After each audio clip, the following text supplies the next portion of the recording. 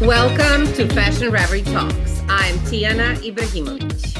And I'm Christopher Fraser, filling in for Cicely Daniels. Fashion Reverie takes you from the front lines of fashion to the front row. All of Fashion Reverie Talk segments are based on published content found on fashionreverie.com. So remember, if you want more information on the segments, go to fashionreverie.com. And if you like this episode, don't forget to subscribe and hit the like button on this episode on YouTube. In this episode, we are happy to have Fashion Reverie's style editor, Renessta Oles, who will talk about Fashion Reverie's Mother's Day gift guide. And we will also chat with Canadian stylist Mason Schleuter about his best and worst picks from the 2025 Met Gala and spring 2025 fashion trends. But let's start with fashion news. Remember, all of our news segments are based on fashion news alerts found on fashionreverie.com. Okay, so I'm going to kick off this episode with our fashion news. Of course, I always get the darker topics. So everyone knows who Riccardo Tisci is, and he is facing sexual allegation charges based on a newly filed U.S. lawsuit. He is charged with drugging a young man, Patrick Cooper, in New York City restaurant and later sexually assaulting him in his townhouse in Soho. So The Independent, the British newspaper, broke this story last week. Tisci and New York City Police Department would not comment on any of these allegations, but the only information we have is from Mr. Cooper, who is bisexual and states that he wouldn't go with Riccardo. For overnight sleepover. But, he said he went out to have a good night. And after that, he doesn't remember much after having a drink and then waking up in the morning next to Mr. Tisci. So, we will see what happens, but Mr. Cooper did go to the hospital after that morning, and rape kit test was conducted. So I guess we'll see what happens as as this case proceeds. Like sands through the hourglass, these are the scandals of our lives. In happier news, Paris Hilton is expanding her beauty brand. We all know Paris Hilton is very famous for her fragrances, which have made her a billionaire in her own right. I think the valuation of her fragrance company is something like $2 billion, and she's getting ready to launch her 30th fragrance from Paris Hilton.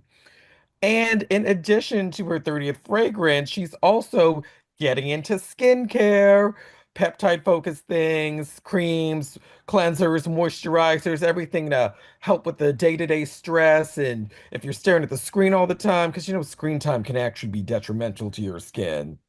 So Paris Hilton's here to help us not only help us keep smelling good, but keeping the face tight and fresh as well now, too. That's good. I mean, I like Paris. She always comes up with some innovative things. I think 30 she does. fragrance, that's crazy. I know, Jesus. Chanel's been around how long? Do they have 30 fragrances? Yeah, she's definitely something, but I like Paris. In the last news alert of the fashion news and fashion reverie, former British Vogue editor-in-chief Edward Enninful has returned to media world with a new magazine. It's called 72 Magazine. It's quarterly. It will focus on fashion, beauty, culture, and luxury. He stated that he founded this media and entertainment company as built as a platform first, and then having a 72 magazine as its cornerstone. So he's trying to bring together best in class terms to define and deliver boundary breaking storytelling and content. So let's see how we like it. Well, I, for one, have always been a big Edward Enninful fan. I love what he did in British Vogue.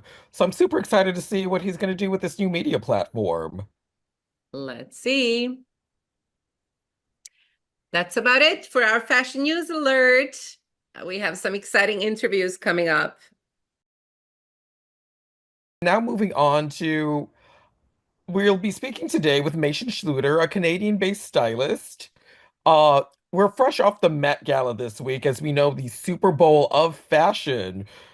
This is one of the biggest moments in fashion. Designers go all out with these custom looks on the red carpet, and we're getting a stylist perspective on this year's looks. Mason, I'm happy to have you join us you're coming to us from Toronto today, aren't you? I am. I'm coming from sunny Toronto. How's the weather there today? You said it's sunny. How's the temperature? It's in Canadian temperature. It's 17 degrees.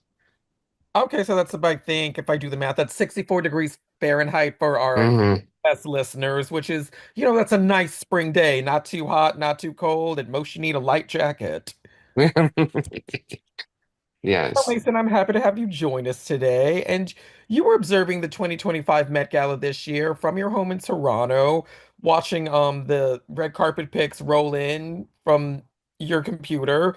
What were some of your first impressions and what were your favorite looks from this year's Met Gala? Top three, top three. Okay. It was very hard. Um, I would say, first off, my first impressions is that once again, I'm very disappointed that a lot of celebrities don't tend to use stylists. They tend to go with brands, and the brands dress them according what they deem is the theme. And some people just roll up in whatever they want. As a stylist, I was literally sitting in my chair, gagging and being like, "Oh my God, she literally looks like she just came from a nightclub. Why is she wearing a bodysuit?" Um, But I would say my favorite looks is actually it's the whole Tom Brown family, everyone that showed up in the Tom Brown custom suits and outfits and gowns and everything. Really, Tom Brown, I was thinking as the theme was rolled out, I was like, who would go to from most celebrities? And I was thinking Tom Brown because he knows tailoring, he knows how to construct a beautiful garment, both in gowns and also couture. And he's showing in his New York shows that he can really be avant-garde, but also keep in that tailored aesthetic that is Tom Brown. So I was very impressed to see even the creative kind of novelty look that he made for Demi Moore with that tie. And even though I wasn't tailoring, it paid a more creative view on suiting and on the accessories that go with suiting. So I thought that was a very fun play. But my favorite look out of the whole Tom Brown family is Janelle Monáe. See that Mhm. creative vibe with the silhouette of a man going to the office, and then underneath is the actual suit, the monocle with the bowler hat. I was just like Janelle Monáe, every season you bring it. You bring your own kooky, creative, out of the box ideas to something that could be just taken very basically, but puts her own twist on it, which I always am here for. My second one is Tiana Taylor, Mhm. as I was living for her homage to dandyism and also to her song Harlem Rose, which I got all that the moment she stepped out. My breath was taken away because I was like, it is about Black tailoring. She is living this. She's showing her culture. She's showing the essence of where it came from and where it is today. And it was just stunning. The details, the construction, the textures, and also the little ribbons that had all the sayings on it. It was just it was very well done. I applaud her like 10 out of 10, 100%. And last but not least, Jodie Turner. That burgundy look by Burberry. I never, ever, ever thought Burberry could pull off something that stunning. It was just delicious. She looked fantastic in it. It was elegant. It showed a more Victorian style of a dandy, which I loved, completely in love with. Um, and of course, there's a few that could have had a lot more help. So what were your three not so favorite looks? I'll start off with Angele. She literally just showed up in a leather jacket and a Madonna 1980s look with a Chanel chain belt and like Chanel pearl necklace. And I literally was thinking to myself, who put her in this? Who thought, yeah, this is a look that will slay and get attention. It got attention, but I don't think in the proper. It literally it felt as if Mhm. she fell on a rack and said, "Yeah, I'll wear this." Um, and it was very disappointing. I'm like, it is the Met Gala. You show up, you go to the extremes. Every season, I sit here and I draw over 9 outfits that I would put on somebody or I would wear myself, dedicated to the theme and my view on the theme. Um, Another one is Patrick Schwarzenegger. I love that Sean from McQueen was trying to put him in a suit, Mhm. but red and yellow were not serving mustard and ketchup. And on top of it, he looked so uncomfortable the entire time.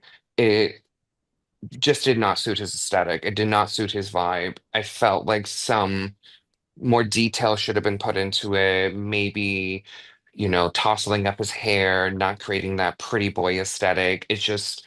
It looked very uncomfortable. He looked uncomfortable. I could just tell that this is not what he wanted to wear. It was just forced onto him and he wore it. I could just be reading into it, but that's the takeaway from it. It made me uncomfortable as a stylist to see a a potential client, uncomfortable at the biggest event of the season. And last but not least, Helen, Pharrell Williams did her dirty in that, bodysuit with a leather jacket. There was no tailoring at all. Um, Gorgeous, but that's a very after party look, not a red carpet Met Gala look.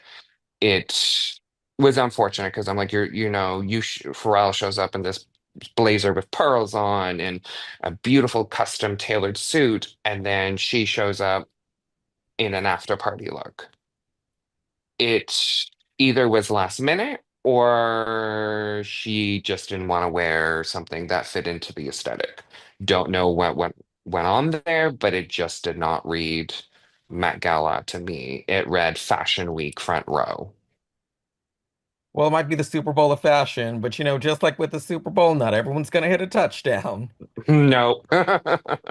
So, moving on, let's talk about some spring 2025 trends you think consumers should know about. So the biggest one that I have been seeing more and more and more lately is I call it the White Lotus effect. Mm. Luxury sunglasses are huge. For a long time, they kind of did a dip. People weren't really buying them. People weren't taking sunglasses as serious as fashion people do. But the normal consumer just was like, I'll grab my $20 pair just so I have it. But now, since they've been seeing, all these celebrities in the show wear these beautiful sunglasses in these beautiful locations and just being completely chaotic has created this new trend of wanting to be those people. And that's also led into resort wear. And resort wear is usually reserved for more the winter season when everyone's trying to escape the cold winter. But now everyone wants to live in those, shawls and caftans and really have those tropical prints and loose fitted clothes, more billowy, more relaxed silhouettes. luxury textures and fabrics. It's been a trend, and also I've seen it with every fast fashion brand collaborating with more designers to do more resort collections to inspire people to come back into the stores and feel that, White Lotus experience that, you could potentially be on a boat with Jennifer Coolidge in the middle of Sicily. And of course, athleisure wear is still continuing to be a huge part of the trend. Windbreakers in the more softer palettes are coming back, but the one color aesthetic in general for ready-to-wear, athleisure wear, everything is that mocha mousse. Um, sorry, correction, mocha mousse.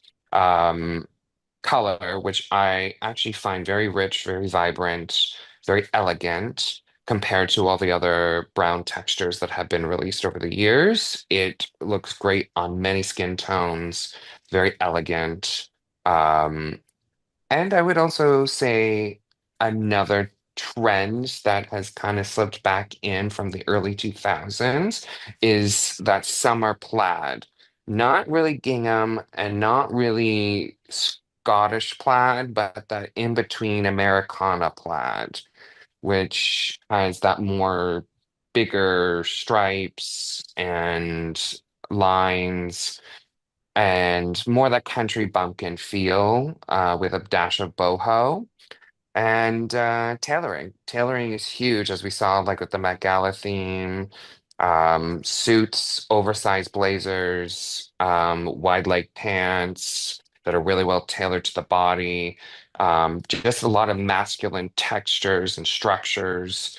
Um, to kind of move away from the feminine movement that has been seen in fashion with men wearing skirts and, women wearing a lot more like silk blouses, moving in a more masculine direction to kind of change up the game a little bit that, fashion can change on a dime and not always be in one direction and it could just completely change. And I'm really here for seeing all these oversized suits. I'm wearing a oversized blazer that I've belted and put a wide leg pant with, and I've been doing that for a long time. And it's great to see that trend has finally caught up into the world. So what's the state of fashion in Toronto right now? Oh God. Lackluster. Torontonians are very big on Lululemon and RW and Co. And so very minimalism. Minimalism is the key in Canadian Torontonian culture. Um, Obviously, being a fashion person, I stand out like a sore thumb as my mother says, I am a Fruit Loop and a bowl of Cheerios. Um, it is very, very streamlined, very conservative, very minimal, which is very odd. A lot of people think Canadians are very upbeat, very loud, very exciting. Unfortunately, if people really saw our fashion, it would hit the mark. All right, well, thank you very much for talking with us today, Mason. It was my pleasure. Thank you for having me. All right, we will speak to you soon, and hopefully the state of fashion in Toronto picks up. I hope so too. Well, viewers, we have a special appearance today. It is our stylist editor, Renessta Olds. Welcome, Renessta, to Fashion Reverie Talks. Thank you so much. It's so good to see you again, Tiana. I'm so excited to be here today. Good to see you too. You have a very extensive Mother's Day gift list this year, Renessta. So let's talk about your picks and why you Yay. chose particular items like a lavender peppermint oat scrub and grapefruit sunrise by Void Soap, for example. Yeah, so indeed the list is extensive this year, but I really wanted to hone in on self-care products. So today I want to show you this is Void soap, natural ingredients, the lavender peppermint oat scrub, With everything that's going on in this world, I think women are looking for some pampering. Mothers are looking for a little spa day at home. So I went to pull some pieces and gather some pieces that, and it smells absolutely wonderful, Tiana. That you can stay home. Maybe you can't go to Elizabeth Arden Spa this year or another high-end spa at Saks, but you can create a spa day at home. So this is Void Soap, lavender peppermint oat scrub, and it revitalizes your skin and your day with natural exfoliating ingredients. And it's organic and it's all natural. So almost every woman can use that without having any type of reaction. And then another gift, Femstones. What is it? It's called Femstones, the brand Femstones. So you might hear a little bit of my Brooklyn and Southern accent mixed up together. So Is it these also are, soap or say it again, Tiana? is it also soap or No, these are stones. These are rocks, natural rocks that okay. have different meanings. Quartz, rosemary, quartz. And what I loved about this little gift set is that the designer made boxes so that you can give some of these stones to the women and the mothers in your life to hold dear to their own heart. And Very each stone has a different meaning. So perhaps, you're into jade or your mother is into jade. You can give her the jade stone and you can keep the quartz stone for yourself. And you guys are connected. So every time, Tiana, if I give you a quartz stone, you're gonna think, oh, Vanessa's thinking about me. So I thought that this was a lovely gift with a nice price point. And then I wanted, we love purses as women. We love bags. oh. So I thought this was beautiful. This is a tote bag. Has a removable bow. It's a stiletto shoe.